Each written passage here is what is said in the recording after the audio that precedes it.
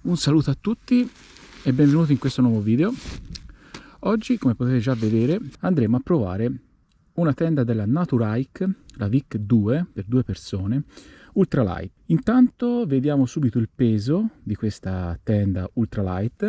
Come sempre usiamo la nostra bilancia per valigie, 1 e 1, 2. Quindi il peso sarà del tappeto che va messo sotto la tenda e della tenda stessa. Circa 1,5 kg. Andiamo subito a fare l'unboxing e a guardare cosa c'è all'interno. Allora, la sacca è veramente leggera, pesa quasi come una piuma, non pesa niente questa piccola sacca. Tramite laccio a velcro la tenda viene compressa. Ok.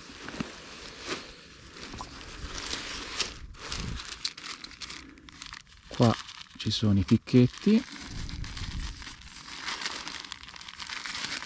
come vedete sono ancora, è la prima volta che l'apro e la vedo insieme a voi. Picchetti anche questi marchiati Naturhike, non so se riuscite a vedere la scritta. Direi che sono dei picchetti ben realizzati, hanno una forma ad elica, diciamo, e non sono tanto lunghi, però mi sembrano leggeri e ben solidi. Penso sia una valida alternativa ai picchetti in titanio che si vedano negli store cinesi, diciamo. I tiranti per la tenda. E qua la paleria. Vediamo un po' come hanno costruito la paleria.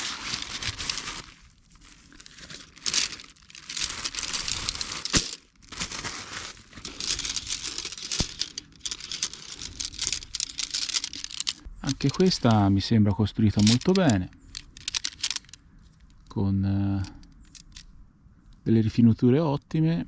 Ovviamente sono 2 pali, perché questa tenda è autoportante. Tramite l'elastico che c'è dentro si aprono da sé e si mettono in posizione da soli praticamente. Fatti veramente bene, sì.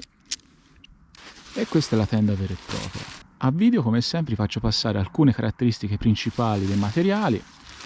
Come vedete la chiusura qua è calamitata, molto particolare questa cosa. Adesso proviamo a montarla e vedere com'è. Stavo dimenticando del tappeto che va messo sotto la tenda per avere una sicurezza in più e un isolamento maggiore, soprattutto anche una resistenza maggiore al terreno, perché se il terreno magari è accidentato, ci sono le pietre acuminate, la tenda si può strappare. Invece con questo tappetino rinforzato non avrete problemi. Particolarità è che ci sono i ganci, diciamo, di 2 colori per un perfetto posizionamento, quindi non potrete sbagliare la direzione del telo, ok? Uno è nero ed uno è arancione, quindi poi metterete il nero sul nero e l'arancione sull'arancione, questi occhielli in alluminio e via. C'è da dire che oggi, in questo piccolo bosco dove sono venuto a provare la tenda, non è dei giorni migliori, anche perché sta cominciando a piovere, però qual è il momento migliore per provare una tenda se non la pioggia? E andiamo a montarla qua. Prima cosa stendiamo il tappeto.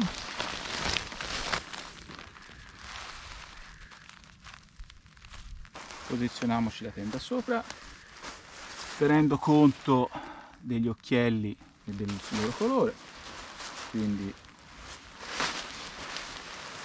arancione qua giù e nero qua, e su questi occhielli ci andrà fissato la paleria. Prepariamo la paleria, molto semplice perché, come avete già visto, questa si apre così e questa praticamente si apre da sola. Anche la paleria ha un suo colore, quindi questa parte qua che è nera va negli occhielli neri e l'altra parte che è arancione va negli occhielli arancioni. Ci sono anche i 2 laccini per favorire l'inserimento nella paleria. Volendo potreste mettere anche i picchetti prima della paleria, questo un po' come vi torna meglio. Io preferisco, questa volta ho preferito mettere prima la paleria e poi i picchetti, ma è indifferente, ecco. Forse coi picchetti riuscirete un po' meglio a posizionare il tutto, questo vedete voi. Come si può vedere, i picchetti hanno questa piccola tacca che si va a inserire perfettamente nei laccetti della tenda. Mi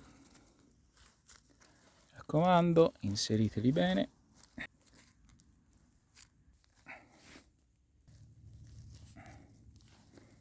Se non dovessero entrare bene, aiutatevi con un ciocco di legno oppure anche con le scarpe. Adesso potete passare questi occhiali direttamente nei pali. Basta fare così e girare.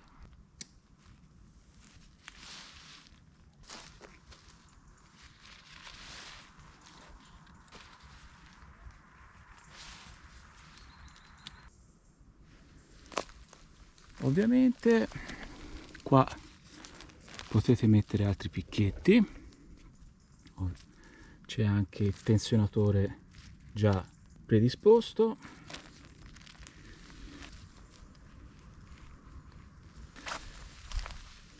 Anche qua idem, come si può vedere c'è già una piccola zanzariera per far sì che la condensa interna sia meno accentuata.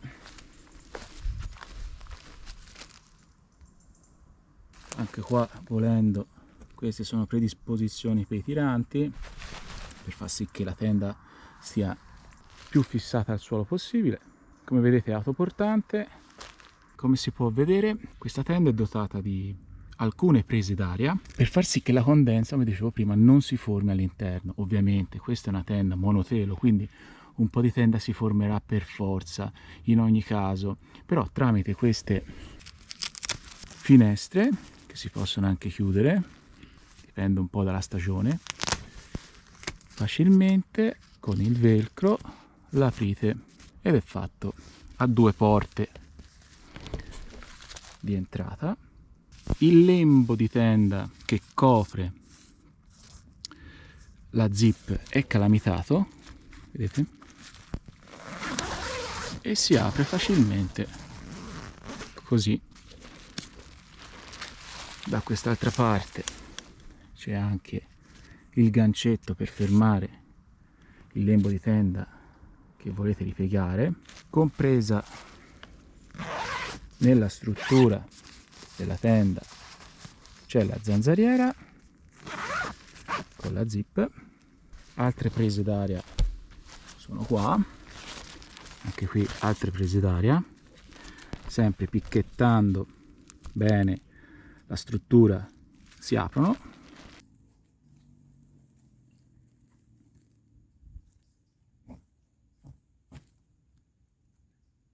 Qua un'altra, solito sistema di prima, dell'altro lato, quindi una per lato. La tenda ha 4 prese d'aria anticondensa, una per lato, e questo è l'interno.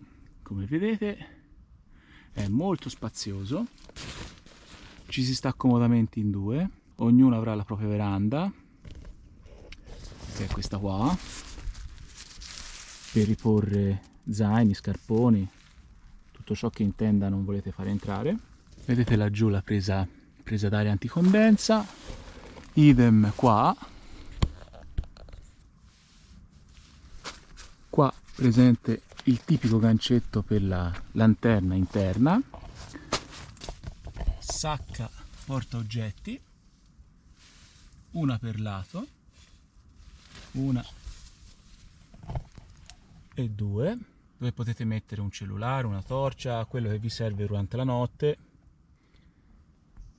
Cosa molto interessante sono queste piccole calamite che hanno installato nella tenda, che fanno sì che questo lembo di tessuto vada a coprire perfettamente la zip, quindi rendendo molto più impermeabile e leggera la tenda. Comunque le mie considerazioni finali sono che questa tenda, per il costo che ha, per i materiali usati e per il peso che ha, secondo me è veramente eccezionale. La Naturhike è già famosa anche su Amazon per le sue tende, non ha nulla che invidiare ad altre marche più blasonate.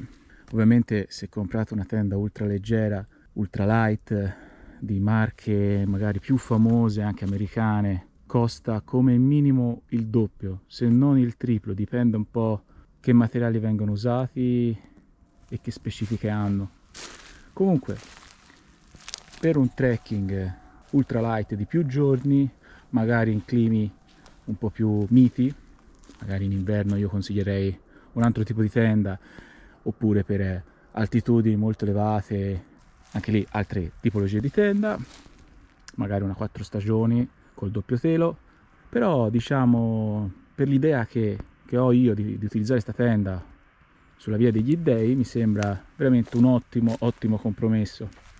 Come primo impatto sono solo soddisfatto, sia per il costo, per la costruzione, per i dettagli, per lo spazio interno, come dicevamo prima. Di questa tenda esiste anche la versione 1, questa è la Vic 2, esiste anche la Vic 1, che è leggermente più leggera, però siccome io voglio lo zaino all'interno della tenda e voglio essere sicuro di starci comodo, ho preso la Vic 2 per qualche etto in più. All'interno della sacca c'è il manuale, o perlomeno le istruzioni su come montarlo, che questo è molto utile perché l'avrete sempre insieme alla sacca di stoccaggio. Io mi sento di consigliarvela.